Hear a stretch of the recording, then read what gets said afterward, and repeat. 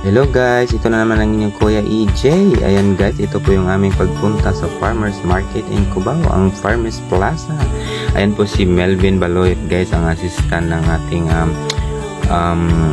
Lito and OC Meat Shop. Ayan guys, siya po yung isa pong mabait na tagapag-ready po ng aming mga in-order na karne. Ayan, shout out po Melvin Baloyot. Ayan, maraming salamat din po sa may-ari nito na si Ma'am OC, ang mabait din po na may-ari ng Lito and OC Meat Shop na maasahan at marunong magbigay at marunong makapag unawa sa kanyang mga customer. Ayan, maraming salamat din po ng may-ari nitong chicken guys, dahil ito po yung aming binibilan din po ng manok. Ayan, salamat po sa inyo. Ayan, Ismael, andito din po si Johnny Vlog. Ayan siya guys, si Johnny Vlog and Melvin Baloyot.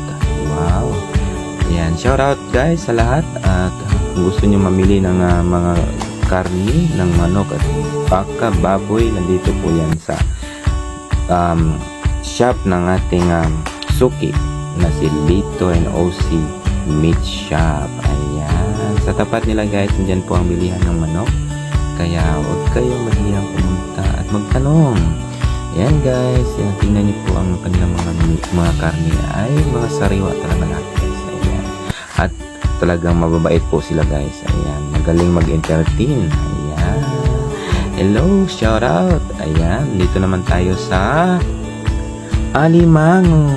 Ayan, ito po yung may-ari ng Alimango na binilhan namin guys. Ayan, sila po yan. Shout out po sa inyo. Maraming salamat po sa inyong pag-entertain sa amin. Ito yung Alimango. Tingnan niyo guys, ang sariwa, buhay na buhay. Ayan, ganda guys.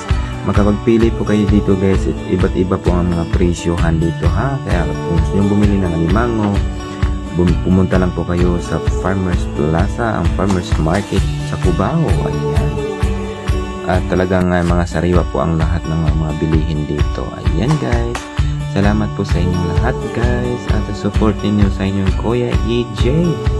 Maraming salamat. Ayan, siyempre guys, kung gusto niyo maghipon, ayan, may hipon din ito guys. May hipon na may ulo, may hipon na walang ulo. Ano, diba?